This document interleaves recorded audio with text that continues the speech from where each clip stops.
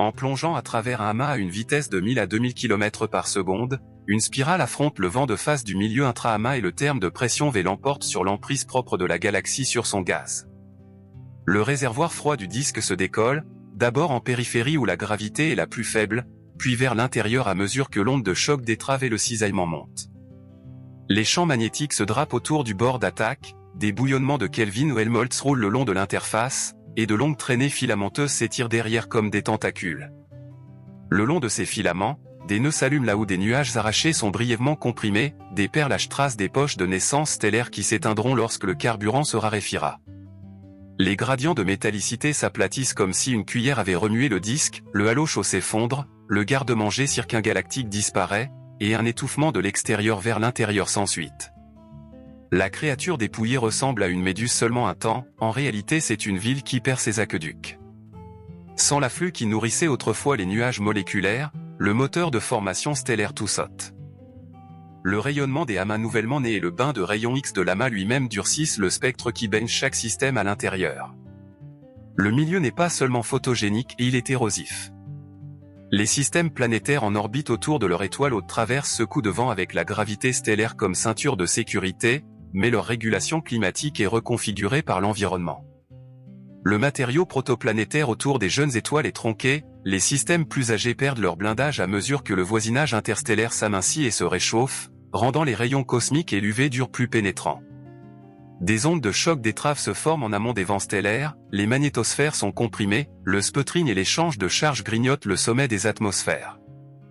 Là où des photons de haute énergie inondent les couches supérieures, un blow-off hydrodynamique peut s'installer, une fuite limitée par l'énergie emporte les gaz légers, entraînant des espèces plus lourdes lorsque le chauffage est suffisamment intense.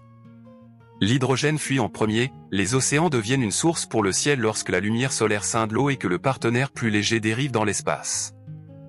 L'oxygène et les minéraux oxydés restent, un résidu trompeur pouvant imiter une biosignature tout en indiquant seulement que l'hydrogène a été perdu plus vite que la chimie ne pouvait enfouir l'excédent. À chaque passage au péricentre à travers le cœur dense de l'amas, le flux fait un pic, la perte augmente d'un cran, et l'horloge de l'habitabilité avance. À mesure que le disque gazeux de l'hôte est d'abord raboté puis carrément arraché, les voies de réapprovisionnement en volatiles se ferment. Le trafic cométaire depuis les périphéries diminue parce que les réservoirs externes ont été les premiers à être emportés. Les nuages qui auraient ensemencé les pluies et tempéré les climats ne se forment plus. Les planètes qui auraient pu tenir l'équilibre entre bleu et brun basculent vers l'aridité. L'eau de mer concentrée en saumure laisse des salines là où les marées couraient autrefois, des évaporites s'empilent comme des registres géologiques d'une hydrosphère en voie de disparition. La poussière riche en fer, arrachée de sols desséchés et rougie par l'oxygène restant, transforme l'air en un voile rouge qui peut se lever pendant des semaines puis retomber en congères ocre. Les lignes de neige montagnarde reculent et disparaissent à mesure que le bouclage des gaz à effet de serre s'intensifie d'abord puis cale lorsque les fluides de travail viennent à manquer.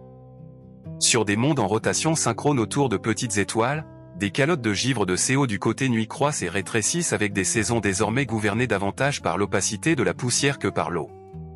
Sur des rotateurs plus rapides, les tempêtes globales ressemblent à un Mars mis à l'échelle, des cheminées convectives profondes à l'équateur, des bandes de poussière planétaire, des éclairs qui crépitent dans des ciels si secs que la pluie ne ferme plus la boucle. Ces mêmes queues qui brillaient de jeunes amas deviennent des laboratoires de l'érosion. Les étoiles massives dans les traînes déversent des photons du continuum de l'immense et des vents qui agissent comme des sableuses sur les atmosphères exposées dans leurs cônes lumineux. Les rayons cosmiques issus des supernovas au sein des tentacules traversent les magnétosphères planétaires, générant des ovales auroraux aussi beaux que coûteux du point de vue chimique, les nitrates s'accumulent, les couches d'ozone sont perforées puis réparées puis de nouveau perforées. Sur des millions d'années, ce qui a commencé comme un stress écologique se durcit en une nouvelle ère géologique. Les rivières ne sculptent plus de nouveaux deltas, seulement des traînées de poussière. Les bassins qui tenaient jadis des mers deviennent des bas-reliefs de craquelures polygonales et de rivages gravés dans la pierre. L'altération des silicates, thermostat des mondes tempérés, ralentit jusqu'à presque s'arrêter parce qu'il n'y a ni roche fraîche exposée par les pluies ni assez de liquide pour transporter les ions vers les bassins.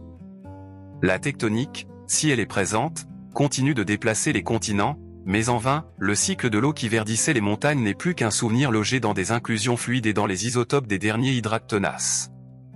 L'étouffement de l'eau de l'extérieur vers l'intérieur et la dessiccation de ces mondes de l'intérieur vers l'extérieur riment avec la même cause. Lorsque les chaînes d'approvisionnement en gaz froid sont coupées, les étoiles cessent de se former et les mers de tourner. La métropole galactique qui a brandi ses filaments de méduses à travers le ciel de la malaise derrière elle un disque plus calme et plus rouge, une population de soleils vieillissants et un archipel de déserts tournant dans un silence ordonné. Les télescopes liraient cette histoire comme un motif, disque gazeux tronqué, taux de formation stellaire réprimé, champ de rayonnement dur, et atmosphère d'exoplanètes devenant mince, oxydée et teintée de minéral. L'image n'est pas dystopique, elle est instructive. Les amas sont des systèmes météorologiques, et le temps écrit des paysages à toutes les échelles. De la même manière qu'un seul grain de sable se souvient du vent qui l'a déplacé, qu'une dune se souvient d'une saison et qu'un désert se souvient d'un climat, une mer morte sur un monde lointain se souvient du jour où sa galaxie a fait pousser des tentacules et où le ciel a commencé à saigner. La météo d'amas est morcelée plutôt que constante, de sorte que l'abrasion arrive par pulsation. Quand l'eau traverse des fronts froids et des chocs dus à des fusions, la pression dynamique fait des pointes puis retombe, les queues se coudent puis se redressent, des tourbillons dans le sillage compriment puis érodent alternativement des grumeaux. La conduction thermique tente d'évaporer les nuages arrachés tandis que le refroidissement radiatif riposte, la viscosité et le drapé magnétique suppriment certaines instabilités et en amplifient d'autres. En une seule orbite des centaines de millions d'années, la galaxie peut passer d'une comète brillante constellée de nœuds à un disque plus nu et plus rouge, avec pour tout souvenir une faible image rémanente de ses anciennes lignes d'approvisionnement. Au noyau, des couples asymétriques et des gradients de pression canalisent vers l'intérieur le peu de gaz qui reste, allumant l'accrétion sur le trou noir central. Des jets et des cônes d'ionisation taillent dans un milieu déjà aminci et ajoutent une lueur dure et variable dans le temps au budget de rayonnement vu par chaque système solaire en aval. Le même flux qui a arraché le garde-manger a aussi allumé un phare qui cuit le rivage. Autour des étoiles prises individuellement, les astrosphères rétrécissent parce que la pression externe augmente. Là où le vent stellaire gonflait autrefois une bulle spacieuse, le gaz intra-amas appuie plus près, les chocs terminaux se déplacent vers l'intérieur, des atomes neutres du milieu environnant fuient dans l'héliosphère et ensemencent des ions pick-up qui modifient la chimie du vent lui-même. Les magnétosphères des planètes sont comprimées et plus étroitement couplées à l'écoulement amont, les systèmes de courant se renforcent, les ovales auroraux s'élargissent.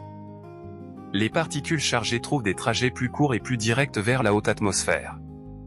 Chaque queue magnétique devient une manche à air qui claque sous des rafales de la météo d'amas plutôt que seulement des humeurs de son étoile mère.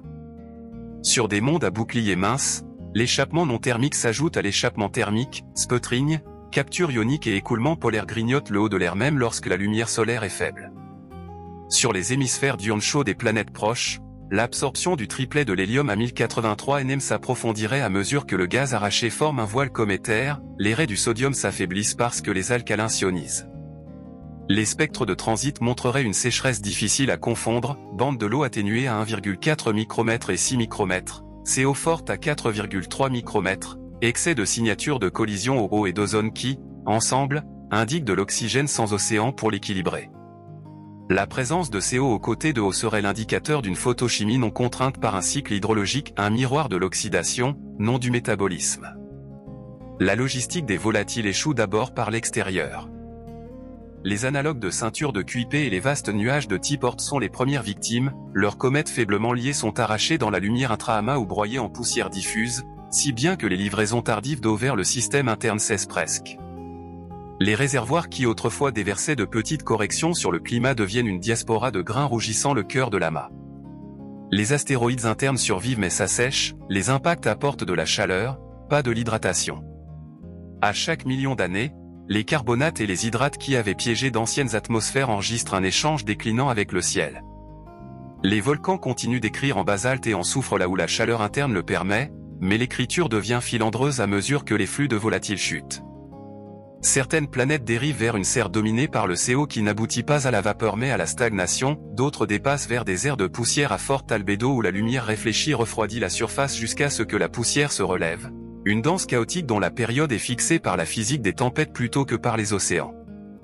Des cycles à la Milankovitch persistent, mais leur expression est filtrée par l'opacité de la poussière et la thermodynamique des airs ténus. Les dernières pluies sont locales, convectives et amères, elles gravent des motifs d'anneaux d'arbres dans des terrasses d'évaporites puis s'arrêtent. Tous les mondes ne succombent pas de la même manière. Les superterres massives, avec de profonds puits de gravité, serrent leur air et deviennent des déserts sous pression, avec des troposphères assez épaisses pour transporter la chaleur mais privées d'eau pour transporter la vie. Les sous-Neptunes perdent leurs enveloppes d'hydrogène et descendent le diagramme masse-rayon vers des cœurs rocheux, leur transition accélérée par le UV additionnel et par l'astnosphère rétrécie qui n'amortit plus les particules. Les planètes en rotation synchrone autour de naines froides conservent du pergélisol sur la face nocturne bien après que la face diurne soit devenue cuivre et ocre. Des vents catabatiques déversent de l'air glaciaire dans des bassins, sculptant des dunes qui marchent sous un soleil maigre. Les lunes glacées s'en sortent mieux sous la surface que sur la surface, le sputtering racle leurs extérieurs, mais la pression et les radionucléides peuvent entretenir des océans de saumure derrière des kilomètres de glace, dernier refuge où la chimie se souvient d'être active. Ces enclaves sont durables mais isolées, comme des aquifères sous un continent qui a oublié ses rivières. De loin, un disque étouffé marqué de cicatrices tentaculaires diffuserait son recensement planétaire de façon statistique. Les courbes de phase thermique des mondes chauds à air mince montrent des contrastes jour-nuit brutaux, les courbes de lumière des planètes tempérées acquièrent un scintillement de saison des tempêtes à mesure que la poussière se lève et retombe, les pentes polarimétriques s'accentuent parce que les particules fines dominent la diffusion. En transmission, les bandes de l'eau s'effacent sur de nombreuses cibles d'un même voisinage, tandis que les dimères d'oxygène et les aérosols souffrent et montrent une signature écologique écrite à l'échelle d'un environnement, non d'une espèce. L'imagerie directe avec de futurs coronographes trouvera des continents trop brillants et trop stables, l'éclat des mers absent même lorsque la géométrie est favorable. Des cartes spectrales des filaments intra-amas corréleront des champs de rayonnement durcis avec les planètes les plus sèches, dessinant une carte météo dont les isobars s'étendent sur des centaines de kiloparsecs. Et la physique est sobre, mais le récit n'est pas celui de la défaite. Les amas sont des apprentissages de la rareté.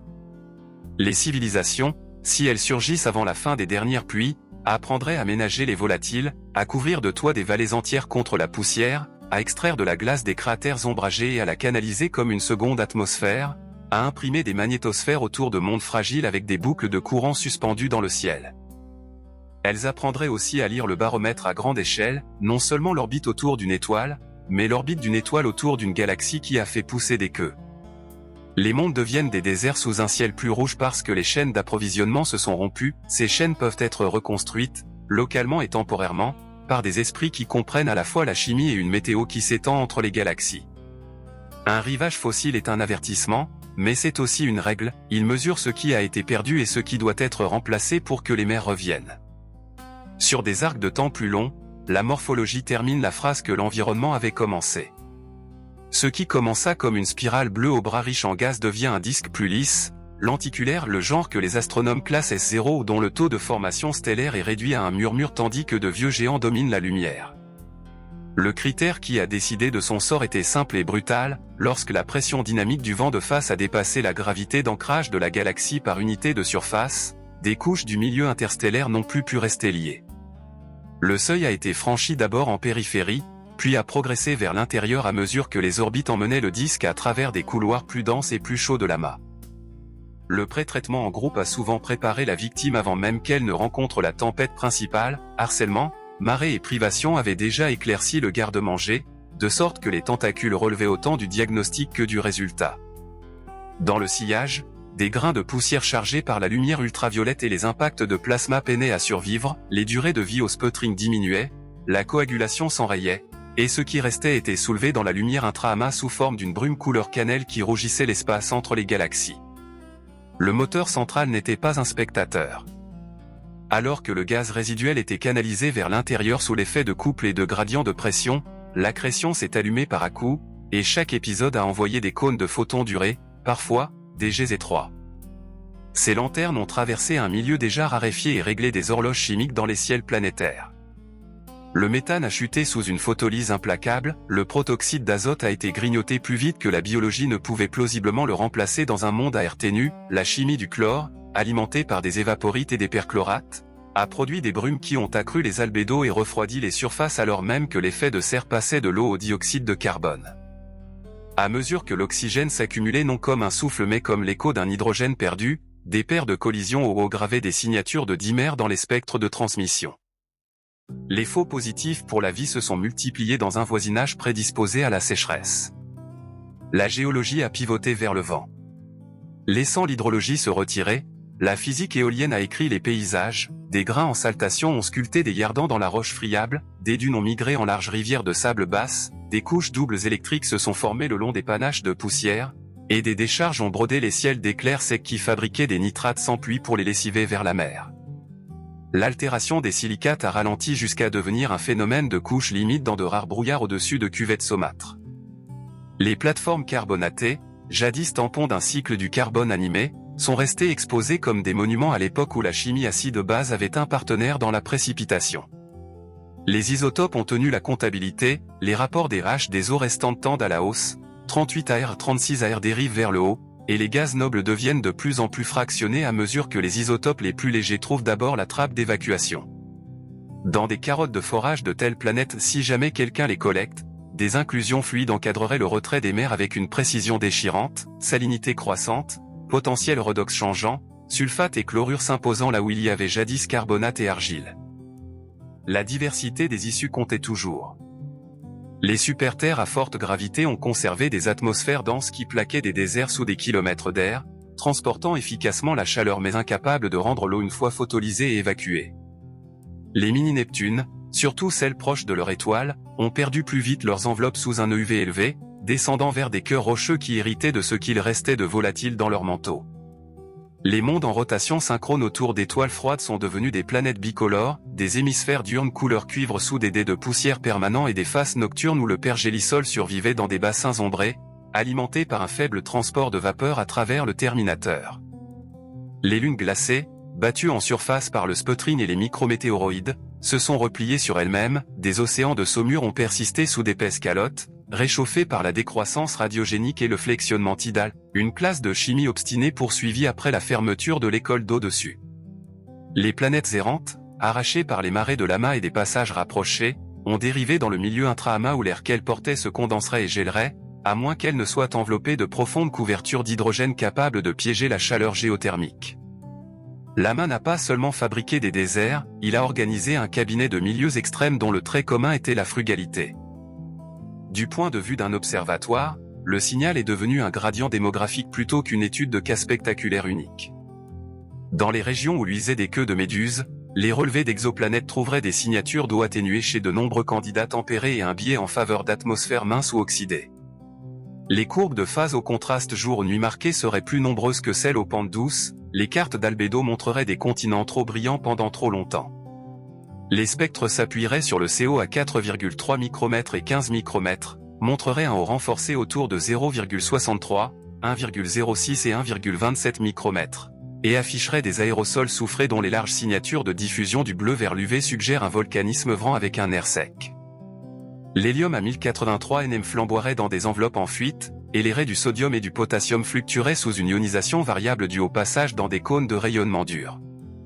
La polarimétrie trouverait des pics caractéristiques de diffusion vers l'avant due aux poussières fines, et les mesures en domaine temporel détecteraient des saisons de poussière globale qui montent et s'effondrent selon des calendriers chaotiques fixés par la physique des tempêtes plutôt que par des moussons. Si, malgré tout cela, la vie apparaissait assez tôt, elle adapterait son métabolisme à la rareté et aux oxydants. Les phototrophes, s'ils ont jamais existé en surface, se retireraient sous terre ou dans des niches endolithiques, laissant des pigments qui culminent non pas à des longueurs d'onde compatibles avec les océans, mais là où la poussière et l'air ténu laissent encore passer des photons. Les chimiotrophes entraient des poches de saumure et des marges d'évaporites, cyclant halogène et soufre en boucle serrée.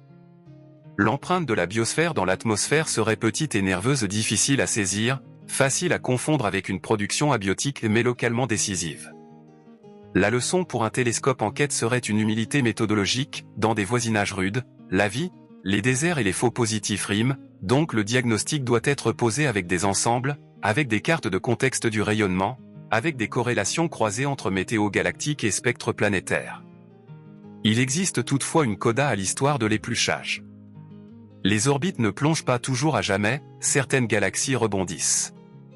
Des trajectoires de rebond ramènent des disques pauvres en gaz vers les confins où le milieu intra-amas s'amincit et où le vent de face faiblit. Si des filaments alimentant l'amas restent accessibles et si le halo n'a pas été complètement décapé, des filets de gaz froid peuvent retomber par des instabilités thermiques, se condensant là où la turbulence sème des pics de densité. Le rajeunissement est rarement spectaculaire, mais il n'est pas fictif, des anneaux de formation stellaire peuvent s'illuminer brièvement dans des systèmes classés comme retraités.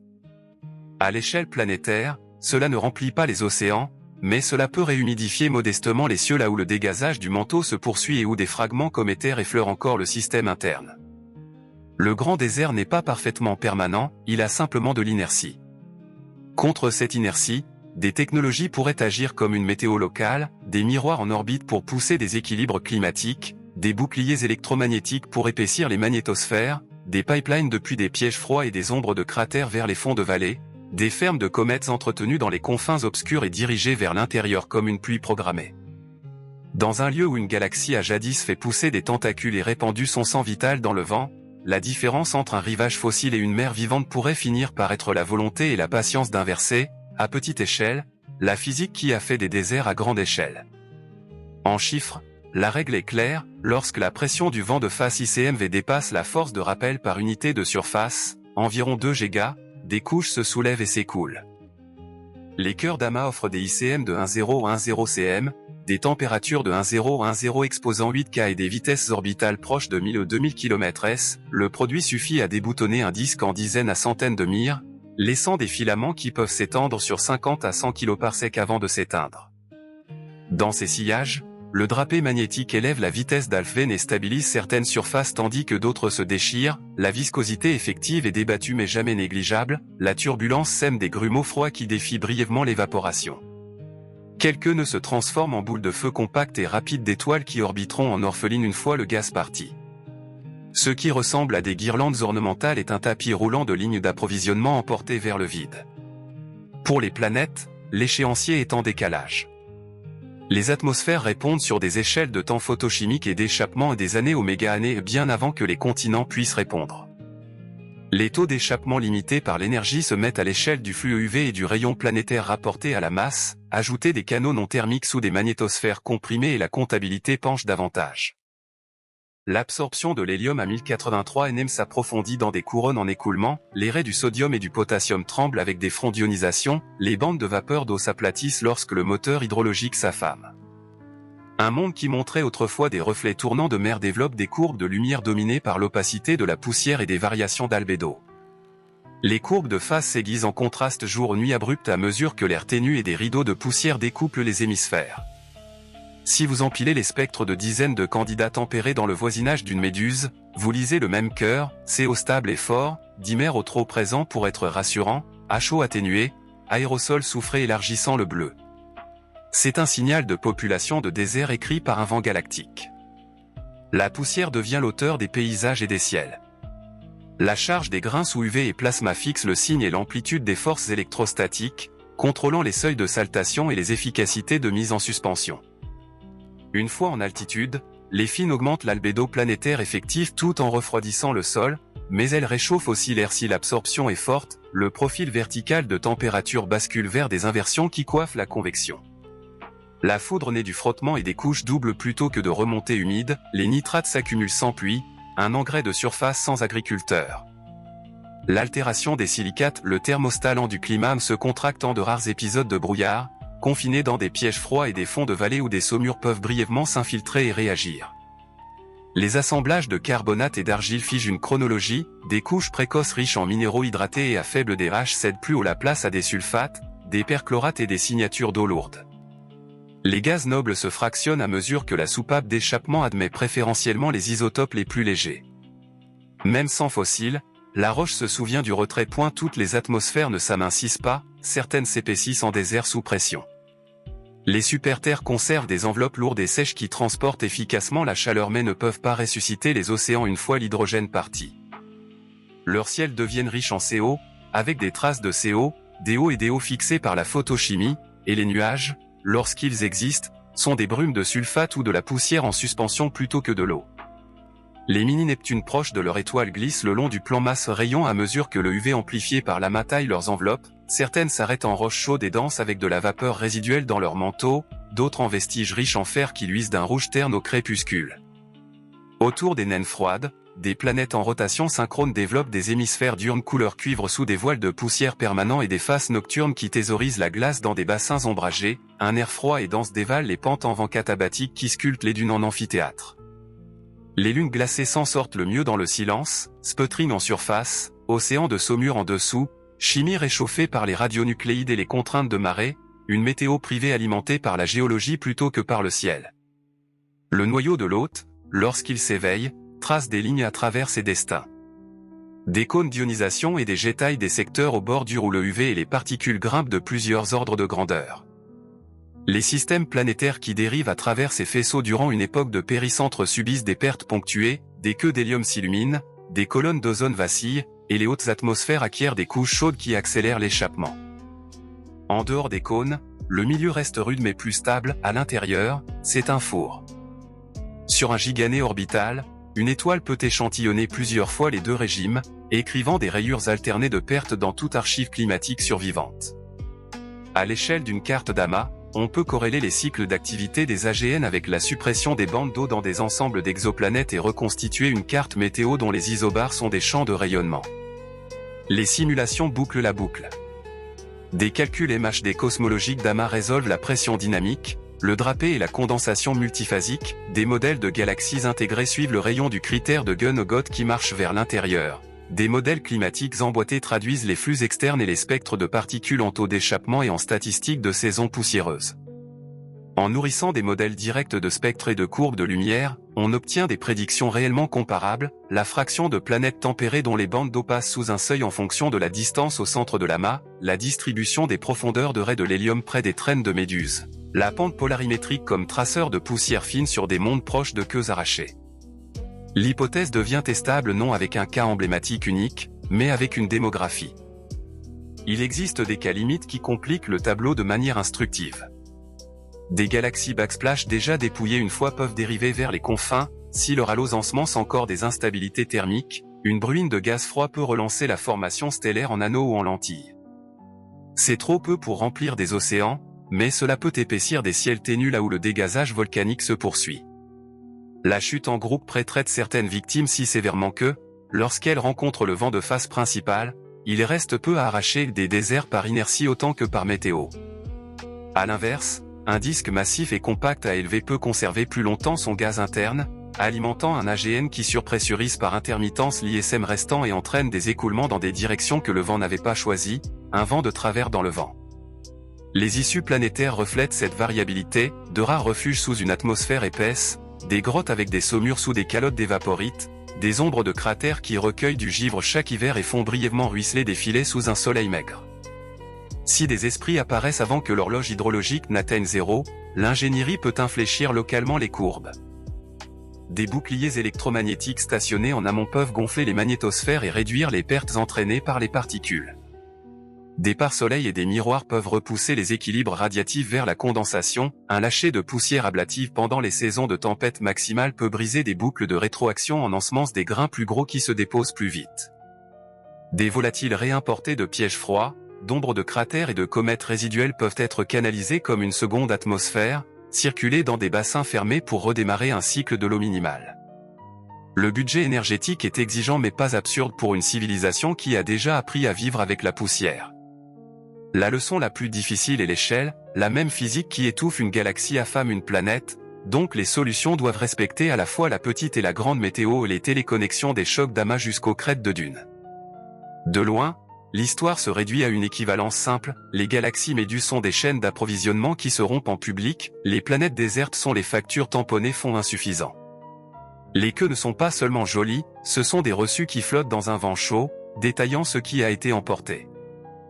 Lisez-en assez, et vous pourrez prédire la couleur des dunes sous des soleils étrangers, la chimie des ciels ténus, les chances qu'un oxygène de spectre de transmission soit un souffle ou un écho.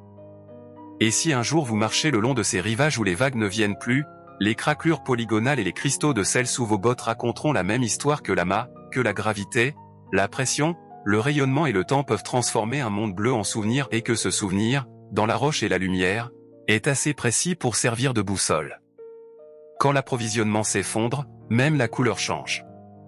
Les ciels au-dessus des mondes en dessiccation virent au caramel près de midi et au cuivre au crépuscule à mesure que des silicates submicroniques prennent le contrôle du budget de diffusion et chassent la lumière bleue de l'air, l'horizon luit plus longtemps parce que la poussière retient la lumière du soleil après le coucher de l'étoile, et pourtant le crépuscule est muet parce que les aérosols suppriment les signatures arc-en-ciel que l'eau produisait autrefois. La convection diurne grandit en hauteur, Pas en humidité, des colonnes d'air chaud et poussiéreux s'élèvent comme des cheminées, coiffées par des inversions qui piègent la chaleur en altitude et laissent le sol étrangement frais jusqu'à ce que le soleil se penche. Des diables de poussière coussent des lignes noires à travers des cuvettes sèches, leurs cœurs électrifiés par un chargement triboélectrique qui bâtit des couches doubles et lance de minuscules éclairs dans la brume. Les yardans ailerons sculptés par le vent penchent dans la direction dominante comme des drapeaux figés. Là où des saumures émergent brièvement, elles rampent plutôt que de couler, avançant par doigts capillaires à travers des croûtes salines qui crissent sous le pied et préservent des empreintes pendant des années. La chimie de tels lieux n'est pas silencieuse, elle est active à marée basse. Perchlorate, sulfate et nitrate échangent de l'oxygène, le fer change de valence en film mince, le verre volcanique s'hydrate juste assez pour enregistrer des cycles d'humidité puis se déshydrate à nouveau, chronométrant des saisons sans pluie. En profondeur, l'eau n'est pas tant partie que gagée. Elle siège dans des réseaux cristallins sous forme d'hydroxyle, liés dans des argiles et des serpentinites, enfermés derrière des énergies d'activation que seul le métamorphisme ou le volcanisme paieront. Le dégazage du manteau se poursuit sur des planètes à intérieur chaud, mais ce qui remonte est une maigre allocation, pas un salaire, du CO et du SO en bouffée, des traces de H et de HO qui givrent la nuit avant que la photolyse ne les promeuve.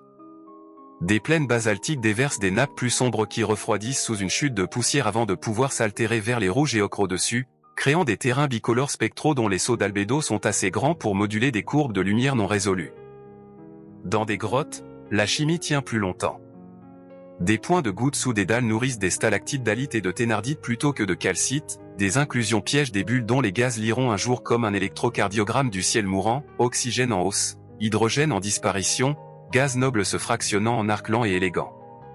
Des microbes, s'ils sont présents, écriraient leur signature comme des biais isotopiques du soufre et de l'azote le long des marges d'évaporite, faibles face au signal plus fort de la photochimie mais encore lisible là où l'énergie est stable et l'ultraviolet ténu.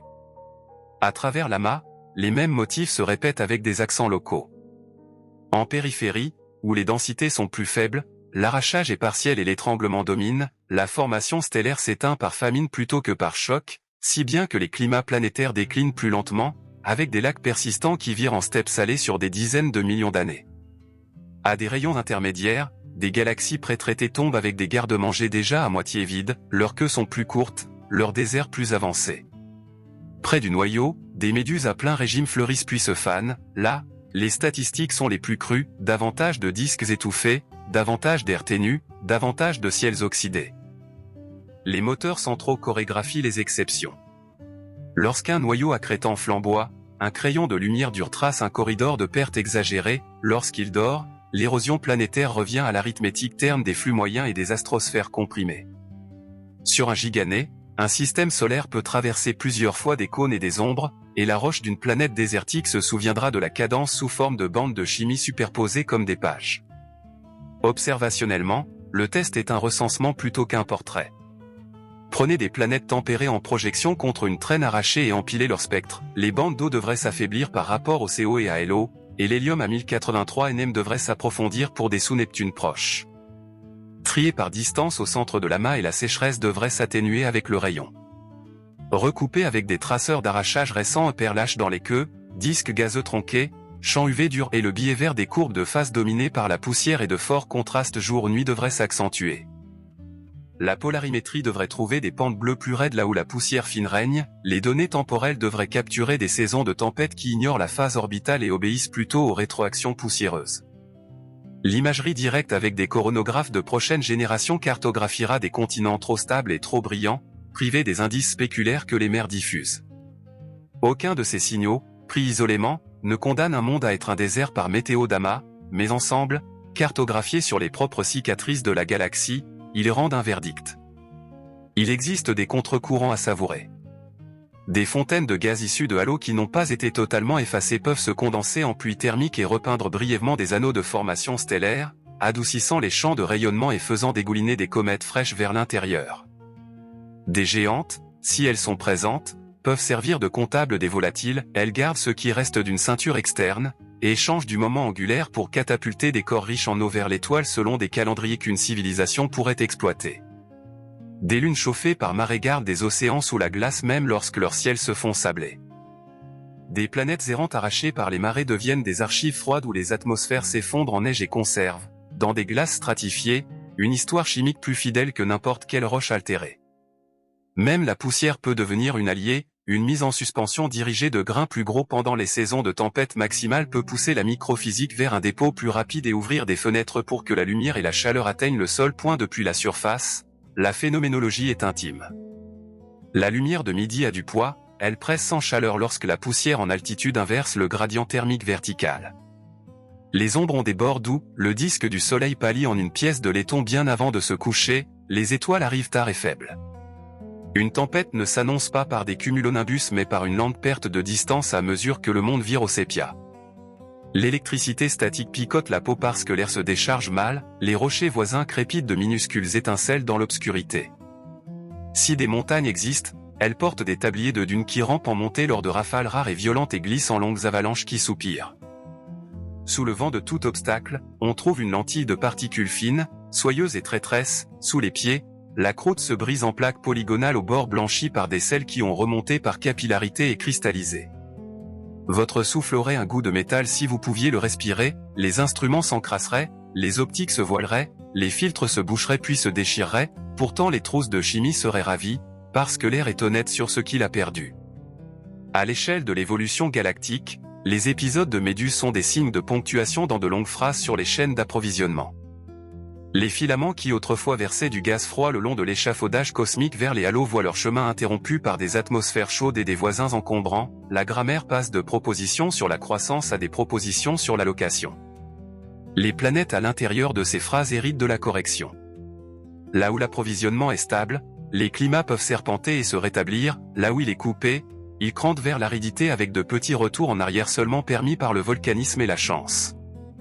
Lisez assez de spectres, et vous pouvez dire à quel paragraphe appartient un monde sans voir la galaxie du tout. Lisez la galaxie, et vous pouvez deviner, avec une certaine probabilité, la couleur des dunes de ces planètes. Si l'intelligence émerge tôt dans cet arc, le manuel de survie ressemblera à un livre de météo. Construisez des boucliers en amont dans le plasma, pas seulement de l'ombre en aval dans la lumière. Traitez les comètes comme des réservoirs, pas comme des événements. Canalisez les volatiles comme le faisaient jadis les rivières, transformez les ombres des cratères en citernes et les fonds de vallées en bassins fermés avec des ciels recyclés sous des toits transparents. Intégrez la poussière à l'architecture au lieu de la combattre, utilisez-la comme masse de radioprotection, pour l'inertie thermique, pour une diffusion contrôlée qui allonge le jour quand il le faut et le raccourcit sinon. Calibrez vos attentes aux téléconnexions qui vont des chocs d'amas à votre baromètre. Comprenez que les déserts ne sont pas seulement des fins mais des plateformes, stables, prévisibles, avares mais généreux en soleil, gérables une fois que leurs rétroactions sont domestiquées. Sur de tels mondes, l'horizon n'est pas une ligne où l'eau rencontre le ciel, c'est un grand livre, et chaque crête de dune est une écriture qui équilibre gravité, pression et temps. À terme, les déserts commencent à hériter des étoiles. Lorsqu'une galaxie perd son gaz, les géantes asymptotiques qu'elle a déjà forgées prennent leur tour de faiseuses de météo, des vents lents d'anciens boursoufles saignent de la poussière de carbone, des silicates et des miettes du processus S dans un environnement qui ne peut plus transformer ses dons en nuages. Les grains dérivent en nageant libre, non en graines de pluie. Ils rougissent la lumière stellaire le long des tangentes et déposent sur les roches exposées de minces films photochimiquement actifs, catalysant des cycles d'halogène sous un soleil désormais plus dur, plus ultraviolet que les ciels qu'ont connus leurs ancêtres. Les flux de micrométéoroïdes augmentent à mesure que les marées d'amas et le harcèlement remuent les débris, l'air ténu offre peu de frein, si bien que de petits impacts deviennent des piqûres chaudes qui soudent des peaux vitrifiées sur les dunes et fondent des vernis sombres sur le substratum rocheux. Au fil de milliers de saisons, les centimètres supérieurs du régolithe évoluent en une archive stratifiée d'étincelles et de poussière, chaque couche étant un relevé des tempêtes, des impacts et d'une chimie accomplie sans rivière. Les modèles climatiques pour ces mondes convergent vers quelques attracteurs. Avec trop peu d'eau pour fixer une adiabatique humide, les gradients thermiques s'orientent vers les limites sèches, des inversions et des couches de poussière découplent la couche limite de l'air libre, le cycle diurne est régi par les constantes de temps radiatif des aérosols plutôt que par la chaleur latente. Les rétroactions albédo aux poussières creusent deux bassins de comportement, des états lumineux à air ténu avec de forts contrastes jour-nuit et des états profonds chargés de poussière où le ciel lui et la surface se refroidit, une sorte d'anti-effet de serre qui bloque la convection tout en maintenant la moyenne atmosphère chaude. Les transitions entre eux sont déclenchées par des seuils de contrainte du vent et de distribution de taille de particules, de sorte que le calendrier est chaotique, avec des plateaux pluriannuels ponctués de basculements abrupts.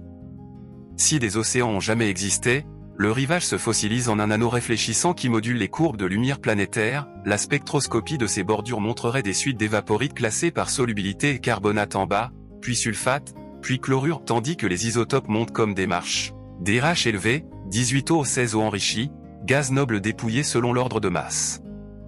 La photochimie réécrit la palette. Avec des raies de l'eau faible, le CO devient le narrateur infrarouge dominant, ces bandes à 4,3 et 15 micromètres profondes et écrêtées par la pression. Des dimères d'oxygène marquent le visible et le proche infrarouge à 0,63, 1,06 et 1,27 micromètres, mais la triade est un mémorial, pas un souffle. L'ozone apparaît en une colonne précaire qui enfle sous un UV fort pour être aussitôt évidé par des événements de particules, des oxydes de soufre nourris par le volcanisme et la foudre sèche ensemence des aérosols dont la diffusion à large pente vers le bleu vol du contraste aux cartes en lumière réfléchie. Des traces de CO persistent parce qu'il ne reste rien d'humide pour achever l'oxydation, l'acide nitrique se forme sur la poussière et attend une pluie qui ne vient jamais. Là où le chlore trouve des perchlorates dans des films ensoleillés, il cycle avec l'oxygène dans des réactions qui se déroulent dans des saumures salées pendant quelques minutes à l'aube et gèlent dans le silence à midi. Si la biologie a jamais touché cette chimie, ces signatures seraient subtiles fractionnements du soufre le long des marges d'évaporites, organiques piégés dans la lite comme de minuscules capsules temporelles et des signaux qui ne survivent que parce que l'environnement est si immobile.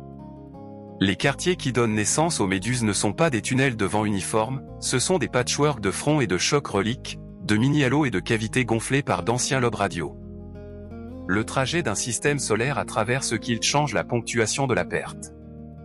Franchissez un front froid et la pression dynamique peut doubler, entrez dans un cône d'ionisation et les particules grimpent d'un facteur 10, glissez dans un tourbillon ombré derrière un sous-amas et l'environnement s'adoucit pour quelques millions d'années.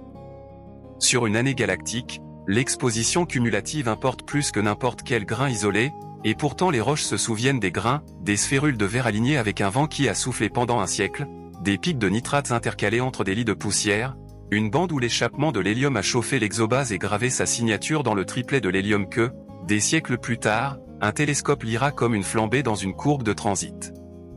Les planètes géantes modulent le destin comme des vannes dans un tuyau. Un voisin massif peut rassembler ce qui reste d'une ceinture externe dans des résonances qui font goûter vers l'intérieur des corps riches en eau selon de longues périodes prévisibles, il peut aussi les éjecter en bloc lorsque le voisinage stellaire chahute, troquant une bruine contre une sécheresse. Là où des ceintures survivent en éclats, le bombardement apporte des bouffées de chaleur et de volatiles traces qui affaissent brièvement les rétroactions de poussière et tracent des stries sombres après les tempêtes, puis disparaissent à nouveau dans l'air ténu. Les lunes chauffées par marée, quant à elles, gardent une météo privée sous la glace, faisant circuler des saumures dont les minéraux encodent pression, température et rayonnement aussi proprement que n'importe quelle atmosphère. Dans des grottes et des fractures, des chimies apprises des vallées sèches de l'Atacama et de l'Antarctique terrestre tiendraient, réducteurs de perchlorate, cyclés du soufre, organismes qui traitent l'humidité comme une récolte et dorment jusqu'à son retour. Depuis le siège d'un télescope, le programme est simple et grandiose. Cartographier les queues de méduses et les champs de rayonnement durs à travers les amas, classer les planètes en transit par position projetée le long de ces cicatrices, empiler les spectres avec soin. Attendez-vous à ce que l'absorption de l'hélium à 1083 nm s'approfondisse près des corridors de UV forts pour les sous-Neptunes proches, attendez-vous à ce que Hello Corel avec une HO réprimée chez les candidats tempérés projetés contre les sillages. Attendez-vous à ce que les pentes polarimétriques s'accentuent là où la poussière fine règne. Surveillez les courbes de phase pour l'hystérésis des saisons de poussière, pas la cohérence avec la phase orbitale, cherchez des continents trop stables et l'absence de l'éclat tranchant des mers. Utilisez des yeux millimétriques pour peser la poussière dans les exosphères et les traînes, utilisez des cartes en rayon X pour tracer les vents de face, pliez le tout en une inférence conjointe qui traite galaxies et planètes comme un seul système météorologique. Rien de tout cela ne rend l'espoir suranné. La rareté est un cahier des charges.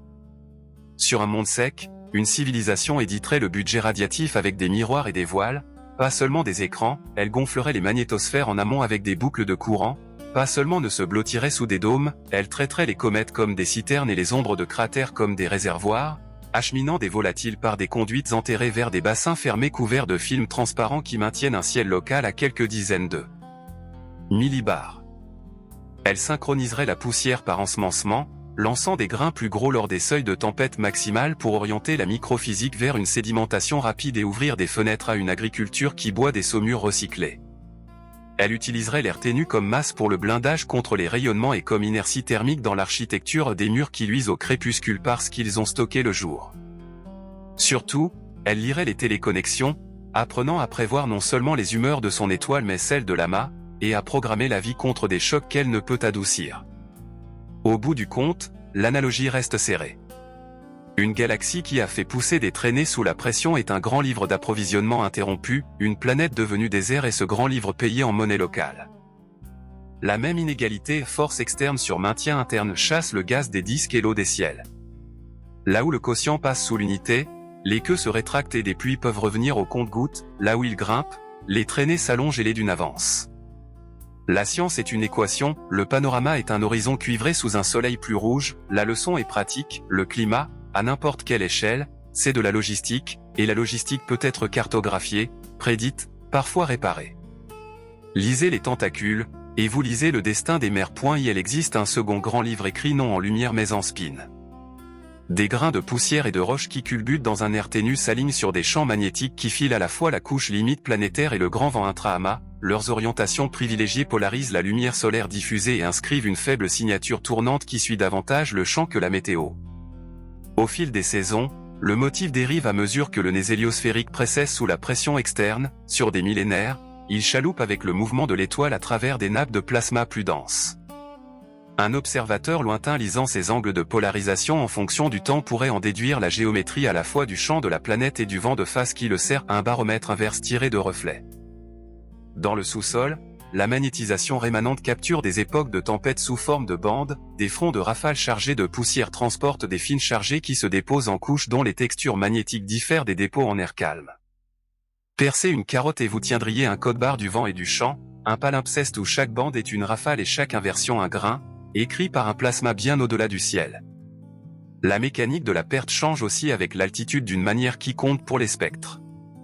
Dans des atmosphères raréfiées et oxydantes, l'homopause s'enfonce, les masses moléculaires se stratifient plutôt, la diffusion turbulente s'affaiblit tandis que la diffusion moléculaire prend le relais, permettant aux espèces légères de grimper avec moins de collisions.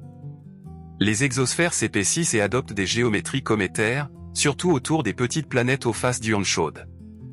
L'hélium devient le narrateur parce qu'il est à la fois abondant dans le manteau et honnête sur le chauffage, le triplet métastable à 1083 nm s'approfondit quand le UV est élevé et que la compression magnétosphérique ouvre des voies aux particules. L'hydrogène, lorsqu'il est présent, peint des ailes de l'aimant que les télescopes doivent décoller du premier plan interstellaire, le deutérium vous raconte l'histoire de l'échappement si vous parvenez à le saisir. L'oxygène ne fait pas que rester, il se polymérise en paire de collisions au haut et alimente une couche d'ozone dont l'épaisseur tressaute avec la météo des particules, un clignotement que l'on peut chronométrer sur le battement d'un noyau actif ou sur un passage à travers un front froid d'amas. La géographie construit ses propres statistiques. Sans pluie pour effacer le relief, Dune et Yardan héritent des vents dominants et les préservent comme des boussoles à grande échelle. Sur les fonds de bassin, des polygones d'évaporites atteignent des centaines de mètres de diamètre, leurs arêtes rehaussées par une remontée capillaire qui hisse les saumures et laisse des sels au rebord. En IR thermique, ces rebords luisent au crépuscule parce que les cristaux conservent la chaleur plus longtemps que la poussière, en lumière réfléchie, ils rougissent et éclaircissent le paysage suffisamment pour inscrire des signatures faibles et larges dans les courbes de phase intégrées sur le disque. Au-dessus de plaines de lave, de minces films de vernis du désert mûrissent sous UV et poussière, assombrissant les spectres dans le rouge et le proche IR sans les absorptions liées à l'eau que montreraient des vernis biogéniques sur des mondes plus humides. Là où le volcanisme se poursuit, des gaz jaillissent dans des ciels ténus et se condensent en givrages exotiques, le sceau se transforme en givre éclatant dans les ombres de cratères pour ne que sublimer à midi, un transitoire d'albédo assez grand pour moduler la courbe de lumière pendant des jours. Chaque processus est un signe de ponctuation qu'un télescope peut entendre s'il écoute longtemps. Les galaxies ajoutent leur cadence. Des fusions de sous-amas lancent des ondes sonores et des chocs qui font teinter le milieu intra-amas, au passage de ces arcs. La densité, la température et la vitesse de masse du vent de face changent tout à la fois. Un système stellaire qui se trouve près du péricentre quand un choc arrive vit une saison composée, la pression dynamique culmine, les champs UV se durcissent, et les fonds de particules grimpent. Des spectres de transit pris durant de tels épisodes montreraient une atmosphère en mode respiration et de l'hélium profonde, sodium absent, aux plates avant de se détendre vers sa ligne de base. Empiler de nombreux systèmes par angle de position autour d'un sillage de méduses et la variabilité devrait se synchroniser avec les arêtes de brillance de surface en rayons X et les reliques radio. C'est une climatologie multimessager, utiliser les rayons X pour voir le vent, la radio pour voir les lobes fossiles et les champs drapés, l'optique et l'IR pour voir les déserts que le vent et les champs créent. Il existe des tours chimiques qui font paraître les déserts brièvement humides à distance. Des films de saumure à l'ombre du matin peuvent atteindre des microns d'épaisseur et survivre quelques minutes avant de s'évaporer. Ils approfondissent de faibles absorptions près de 3 micromètres et ajoutent un chuchotement à 6 micromètres qui pourrait être pris pour de la vapeur d'eau si l'on moyenne dans le temps. La chimie du chlore bâtit des perchlorates qui, une fois illuminés, libèrent de l'oxygène et des oxydes de chlore trace, brouillant les récupérations d'ozone à moins de prendre des spectres à plusieurs phases et de les suivre lors d'événements de particules. Le CO persiste aux côtés de LO parce que les partenaires d'oxydation humide habituels manquent, interprétés au plus CO ensemble sans contexte et l'on pourrait revendiquer un métabolisme. L'antidote est le contexte d'ensemble, des mondes projetés sur des queues fraîches devraient pencher sec, ceux au-delà des caustiques de cônes d'ionisation devraient moins vaciller, ceux dans des contre-tourbillons derrière des sous-amas devraient montrer une perte plus lente et un au plus faible. Aucun spectre isolé ne suffit, c'est le paragraphe qui compte. Des eaux et des gaz enfouis compliquent la finalité de la surface. La serpentinisation dans des roches ultramafiques maintient un filet d'hydrogène là où la chaleur et les fractures le permettent, et avec lui une chimie capable de tisser des organiques à partir de CO même lorsque les ciels sont ténus. Des clatrates archivent des atmosphères passées sous des couvercles de pergélisol, des lignes de dégel, si la géologie ou des impacts les entaillent, peuvent exhaler des bouffées de méthane dans un air par ailleurs pauvre en gaz réducteur. Ces souffles écrivent des signatures transitoires à 3,3 micromètres et dans les bandes millimétriques, ils s'éteignent rapidement sous l'UV mais reviennent avec des saisons de stress géologique plutôt qu'avec l'illumination solaire. Dans des grottes, même de minces cycles d'humidité laissent des concrétions d'halite et de thénardite qui croissent comme des repères horaires, piégeant des organiques et des gaz nobles dans des inclusions. Si un jour quelqu'un les lit, les inclusions raconteront la retraite de l'atmosphère en isotopes éloquents et le pouls de la météo des particules sous forme de rapports d'argon et de fractionnement du néon. L'ingénierie, si elle apparaît, viserait là où la physique résiste le moins. Un blindage particulaire en amont aux boucles de courant et voiles de plasma positionnés côté soleil change les taux de capture ionique plus efficacement que l'épaississement de dôme ne peut changer la photolyse en dessous. Une édition radiative emploie des miroirs inclinés pour biaiser le cycle diurne, allongeant de doux matins où les saumures peuvent être utiles et comprimant des midis durs où les rétroactions de poussière s'emballent. Un réglage microphysique ensemence des grains plus gros à l'approche des seuils de tempête pour hâter la sédimentation et briser la boucle positive entre fines en suspension et chauffage atmosphérique. La logistique réimporte des volatiles depuis des pièges froids et des cratères sombres comme si l'on faisait circuler une seconde atmosphère dans la croûte, refermant des boucles d'eau à l'intérieur de bassins couverts maintenus à quelques dizaines à quelques centaines de millibars une pression suffisante pour le liquide, assez basse pour garder des structures légères. La plus grande dépense est la connaissance, prévoir les téléconnexions des chocs d'amas jusqu'aux baromètres locaux assez bien pour planifier l'agriculture, les voyages et les cycles de maintenance dans un ciel qui répond à deux météos. Le temps ne s'arrête pas parce que la pluie s'arrête. Des géantes rouges s'éteignent, des naines blanches héritent de quartiers que leurs progénitrices ont contribué à dessécher, des systèmes planétaires s'installent dans de longs après-midi sous des soleils plus frais.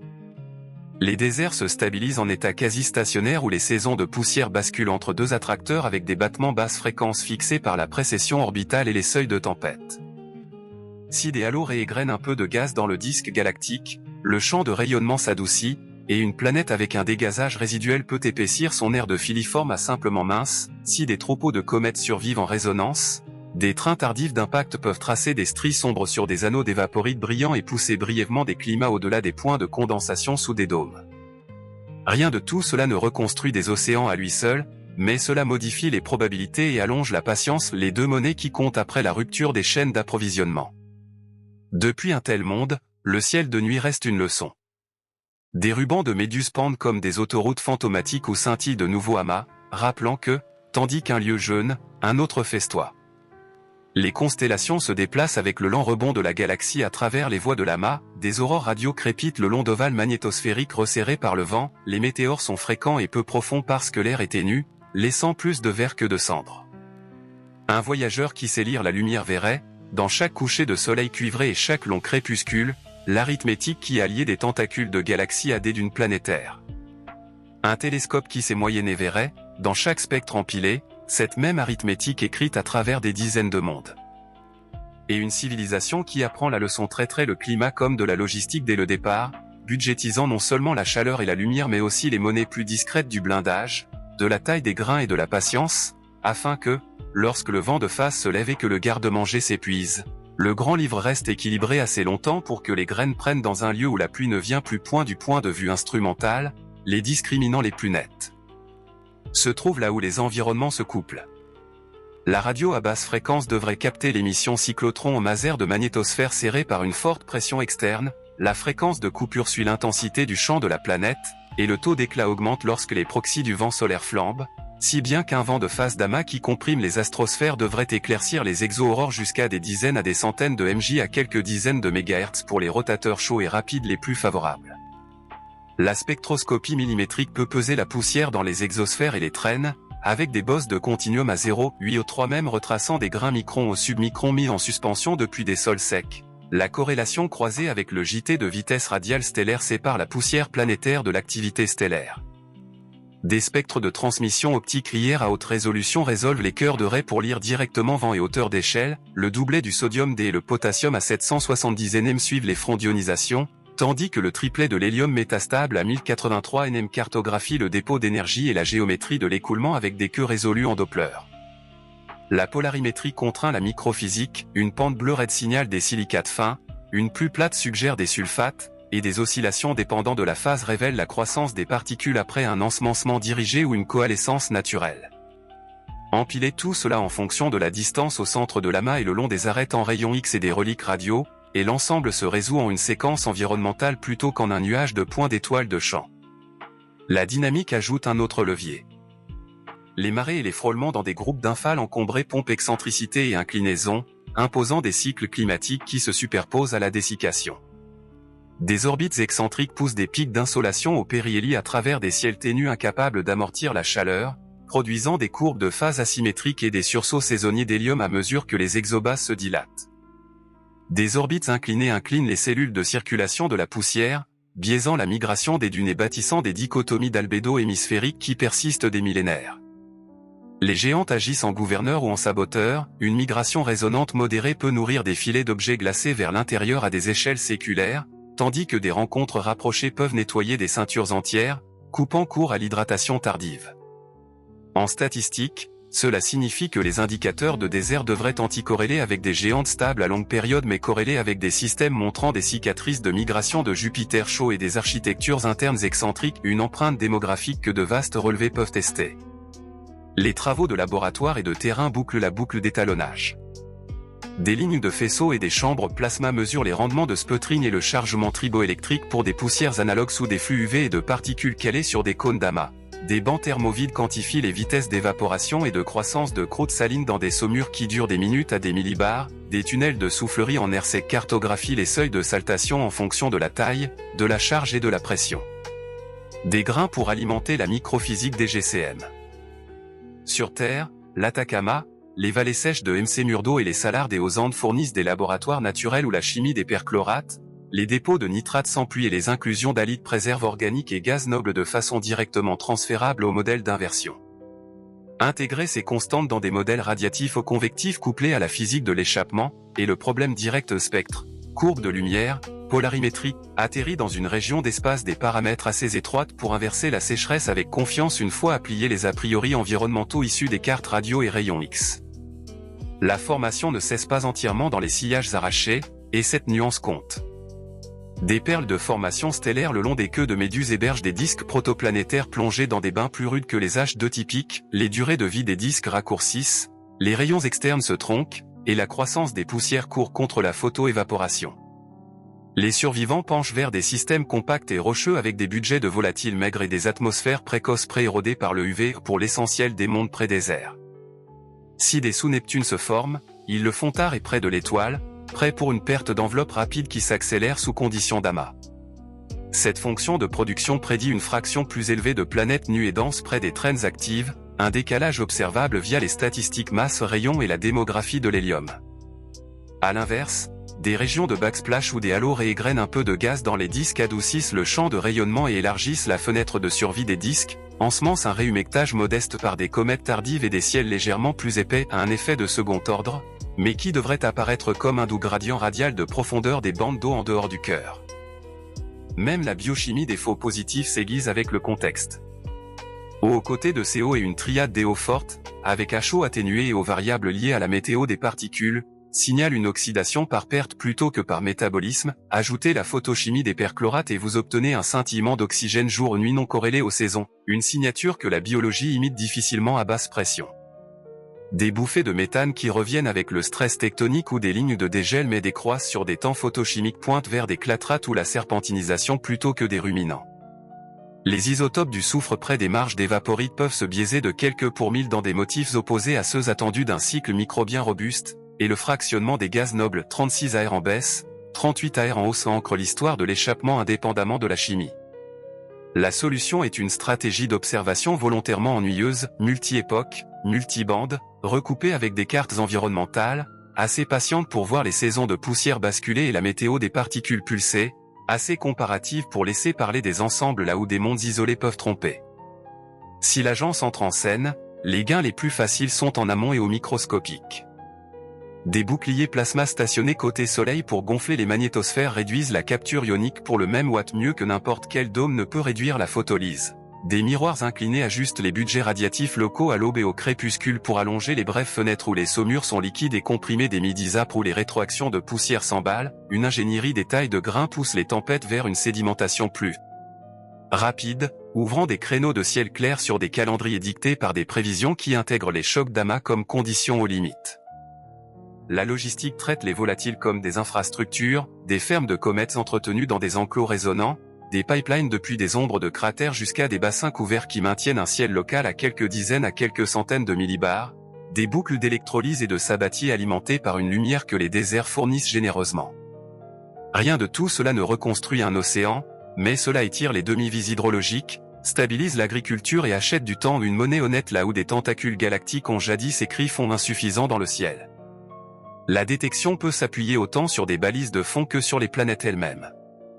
Placez un quasar brillant ou la BCG d'un amas, galaxie la plus brillante de l'amas, derrière un monde désert, et la ténue exosphère devient une gravure d'avant-plan, une absorption étroite et variable dans le temps en AD, K et métastable se superposent au spectre de la lampe, tandis que le mouvement orbital de la planète décale les raies en vitesse radiale. Répétez l'expérience le long d'une queue de méduse et les colonnes devraient augmenter là où les couloirs UV se durcissent, éloignez-vous du sillage et les signatures se détendent. Des occultations stellaires par des halos minces et poussiéreux, des exosphères gonflées par le sputtering et les micro-impacts produisent des atténuations peu profondes et chromatiques plus longues que les transits et récurrentes avec la saison de la planète plutôt qu'avec sa période. Même sans transit, la cartographie rotationnelle peut trouver des déserts indirectement, des continents stables à forte albédo et de larges ceintures de poussière injectent de la puissance dans de faibles harmoniques sphériques qui refusent de se décorréler avec le temps comme le font les océans. Les intérieurs gardent une lente conversation avec des ciels qui n'écoutent plus. Les états d'oxydation du manteau dérivent à mesure que l'hydrogène s'échappe et que la croûte entrepose l'oxygène, les espèces dégazées se déplacent vers CO, SO et CO, régulées par des tampons redox plutôt que par la pluie. Des basaltes éruptent dans un air ténu et se figent en verre dont l'hydratation ne fait des pointes que lors de rares aubes fraîches, le verre se déshydrate ensuite, verrouillant une courbe d'humidité dans des signatures moyens hier qui apparaîtraient comme de faibles épaules près de 3 micromètres pour un télescope patient. Une sismicité sous faible charge produit des fontaines de poussière lorsque des fractures s'ouvrent, un couplage entre tectonique et météo qui écrit des éclaircissements épisodiques dans des courbes de phase des mois après les séismes eux-mêmes. Là où des roches ultramafiques rencontrent de l'eau dans des poches profondes de croûte, la serpentinisation maintient un filet d'hydrogène vers le haut, le filet est mince, mais dans un air ténu il suffit à peindre des flambées éphémères de méthane qu'un spectrographe peut saisir s'il est discipliné sur la cadence. L'évolution des paysages dans ces climats fonctionne par seuil. Une fois les distributions granulométriques passées sous un diamètre critique, la saltation devient auto-entretenue, les dunes envahissent les hauts pays et enterrent des paléo-rivages comme des pages intercalées dans un livre plus épais. Des yardans se creusent le long des plans de stratification jusqu'à ce qu'une seule saison de tempête souvent exceptionnellement fort effondre des ailerons entiers et réinitialise la topographie en un an plutôt qu'en un millénaire. Des polygones d'évaporite, nourris par la remontée capillaire depuis des saumures à quelques mètres de profondeur, grossissent à mesure que la contrainte se concentre au rebord, des réseaux de fissures se propagent comme un éclair lent à travers des bassins, créant des anneaux kilométriques qui stockent de l'inertie thermique et agissent comme des chronomètres passifs en IR thermique. Les rares impulsions hydrologiques, fontes d'impact, bref des charges d'aquifères après des séismes, chutes de neige volcanique sur des plateaux froids laissent des chimies surimprimées en halo autour des vents et de cratères, des cibles que la chaîne d'inversion peut apprendre à reconnaître comme les empreintes d'accidents plutôt que de climat. À l'échelle galactique, le temps d'arrêt de la formation stellaire et le temps d'épuisement de l'eau planétaire n'ont pas à coïncider, mais ils riment. Les disques s'éteignent en quelques fois un zéro exposant 8 ans à mesure que les apports sont coupés et les réservoirs arrachés, les planètes suivent ce déclin par la perte photochimique, l'échappement non thermique et l'épuisement des apports tardifs de volatiles. Des groupes en infâle pré-traitent les deux grands livres, amincissant le gaz et brassant les orbites avant que le vent principal de l'amas ne fasse son œuvre. Des orbites de backsplash offrent des sursis temporaires, le vent de face s'adoucit, on traverse moins souvent des cônes d'AGN, et des halos peuvent réégrener des grumeaux froids sur des disques anémiés et des conditions qui adoucissent les champs de rayonnement et allongent les demi-vies atmosphériques d'un facteur quelque. L'effet agrégé, mesuré sur un échantillon suffisamment grand, devrait apparaître comme une douce hausse externe de l'incidence des bandes d'eau et une baisse de la force des hauts avant même de quitter le rayon viriel. L'instrumentation justifie sa valeur en étant ennuyeuse et implacable. Des spectres de transmission multi-époques à travers les saisons de poussière empêchent les mirages de films de saumure de se faire passer pour de l'humidité, des profils de raies à haute résolution suivent les vitesses d'écoulement et séparent l'échappement à commande thermique de la capture ionique par la forme de leur profil Doppler.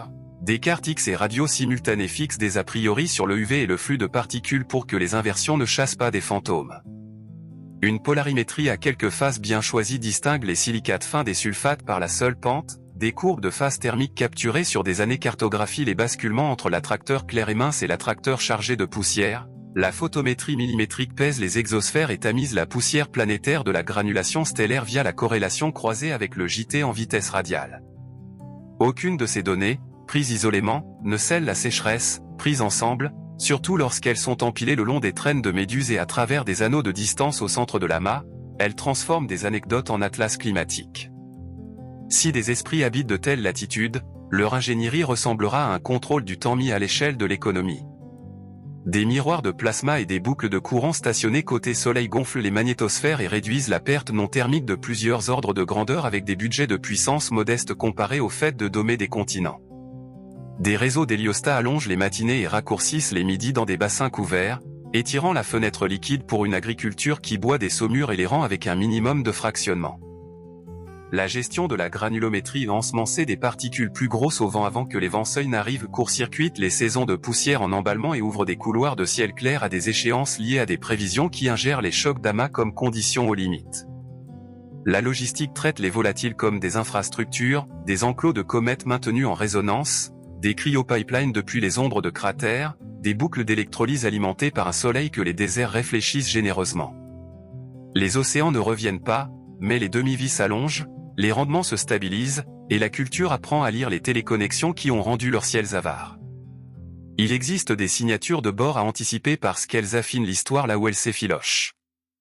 Des atmosphères fines, riches en oxygène, avec chimie des perchlorates peuvent générer un scintillement jour-nuit de haut non corrélé aux saisons, un comportement improbable pour la photosynthèse et facile à signaler avec une bonne cadence. Des charges d'aérosols soufrés qui montent après des événements de particules mais pas après des variations de température pointent vers la foudre sèche et le volcanisme plutôt que vers la biologie.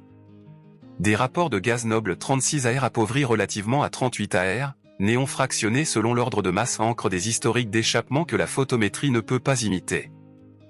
Empiler cela contre une carte de perlage dans des queues de méduses, des sauts de pression en rayon X au front froid et des reliques radio marquant de vieux chocs, et la cohérence d'ensemble devient difficile à expliquer autrement que par une météo qui court des kiloparsecs jusqu'aux crêtes de dunes.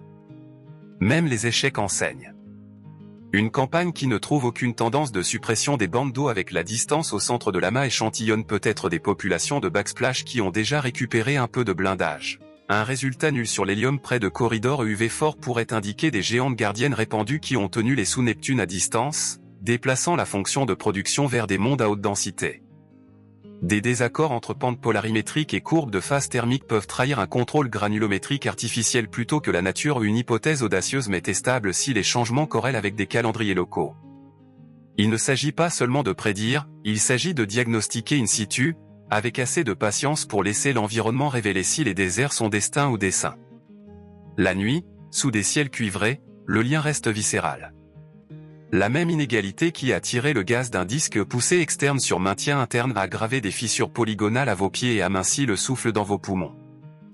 Les queues qui brillaient autrefois comme des méduses à travers la main n'étaient pas des ornements mais des reçus, détaillant des pertes qui ont dévalé des galaxies jusqu'au grain. Lisez-les assez bien et vous pourrez prévoir la couleur d'un horizon sur un monde où vous ne marcherez jamais, inférer la chimie d'un air que vous ne respirerez jamais, et décider tôt, tant qu'il reste de la marge s'il faut construire des boucliers, des miroirs, des citernes et de la patience. En ce sens, une planète désertique n'est pas un état d'échec, c'est un programme, et le cours qu'elle enseigne commence par la logistique et se termine, si ses élèves sont obstinés, par de la pluie faite sur commande sous un ciel local, humain. Des modèles qui laissent parler la physique rangent les déserts en quelques archétypes durables plutôt qu'en un flou.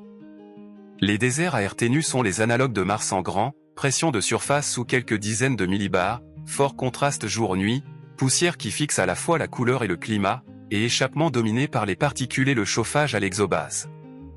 Les déserts sous pression se trouvent de l'autre côté de la vallée, des super-terres avec de nombreux barres de CO sec qui transportent efficacement la chaleur mais ne peuvent pas faire circuler l'eau, où les gradients suivent l'adiabatique sèche et où les nuages lorsqu'ils existent sont des brumes de sulfate et des fines en suspension, pas des faiseurs de pluie. Les déserts anti-effet de serre ont un ciel épais mais pauvre en lumière, des couches d'aérosols réchauffent la moyenne atmosphère et refroidissent le sol, verrouillant la convection et allongeant le crépuscule, la surface vit sous un plafond lumineux et un plancher froid. Les déserts à poche de saumure cousent des exceptions locales dans une règle aride, des films capillaires à l'aube, des points de gouttes en grotte, des givrages d'ombre de cratères qui font des regels brièvement et des microclimats qui font de la chimie pendant des minutes puis se taisent des semaines.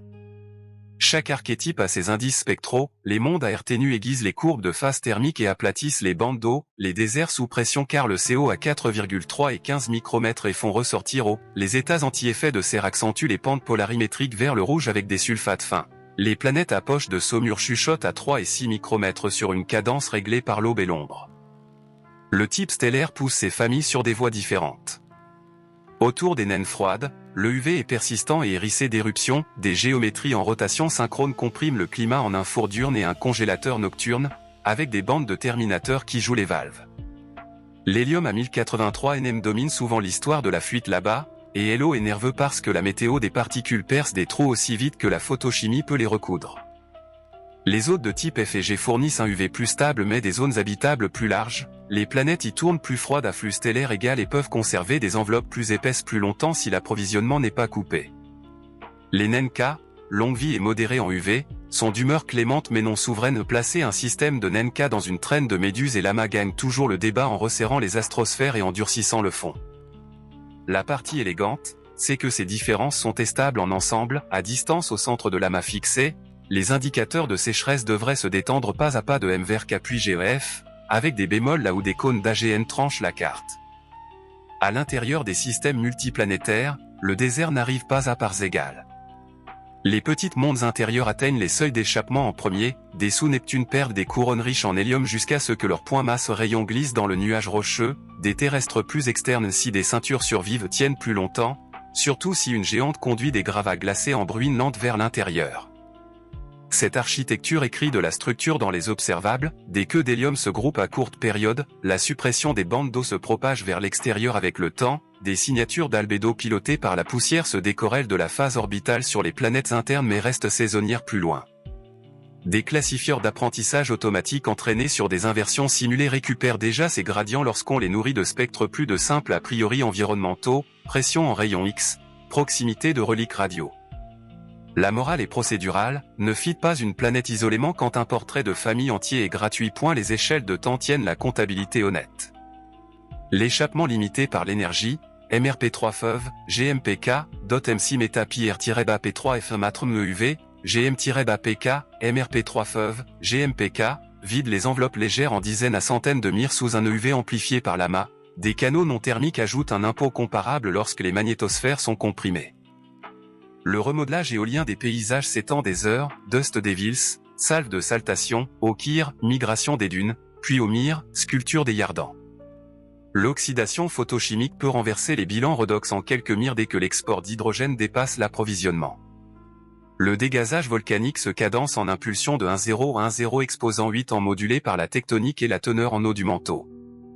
Aucune de ces horloges ne concorde parfaitement, raison pour laquelle les déserts gardent de la texture, un champ de Yardan peut persister sous un ciel dont la chimie a déjà tourné, un monde peut montrer une perte d'hélium longtemps après que ces dunes ont trouvé l'équilibre, une signature de saumure peut revenir dans des grottes des siècles après la dernière pluie à ciel ouvert. La roche est un témoin fidèle. Des stratifications obliques et des rides ascendantes donnent la direction des vents et des statistiques de variabilité, des séquences d'évaporites classent les solubilités et carbonates à la base, puis sulfate, puis chlorure, tandis que des échelles isotopiques, des RH, 18O, 16O, paires d'argon et de néon, enregistrent l'échappement et les échanges selon l'ordre des masses. Un vernis désertique riche en silice croît sous UV et poussière, assombrissant les pentes en proche hier sans emprunter les signatures de l'eau qui trahirait la biologie.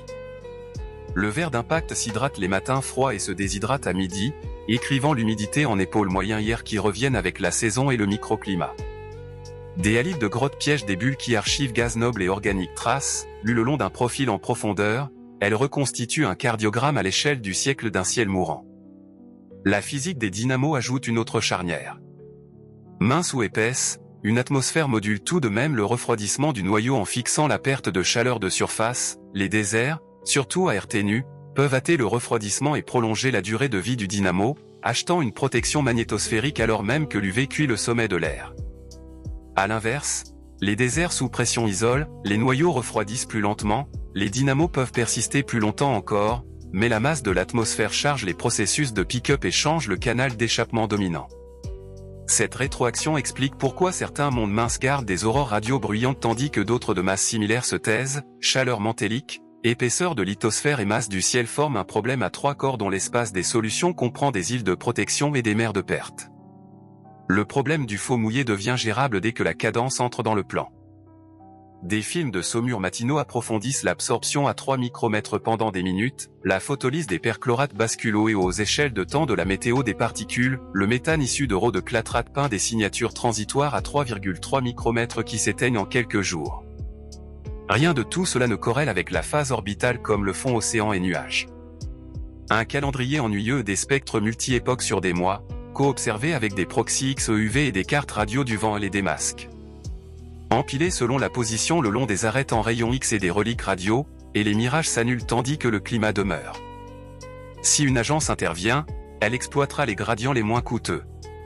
Des boucles de plasma en amont qui épaississent les magnétosphères abaissent la capture ionique avec des watts qu'aucun dôme ne saurait égaler, des champs d'héliostat biaisent l'énergie diurne pour que les aubes durent plus longtemps quand la chimie capillaire et l'agriculture sont les plus indulgentes et que les midis raccourcissent, un ensemencement granulométrique avant l'arrivée des vents seuil fait passer une saison de poussière de l'emballement à l'auto-limitation, des enclos de comètes et des cryopipelines transforment des réserves à l'ombre en météo à la demande à l'intérieur de bassins couverts maintenus à quelques dizaines à quelques centaines de millibars.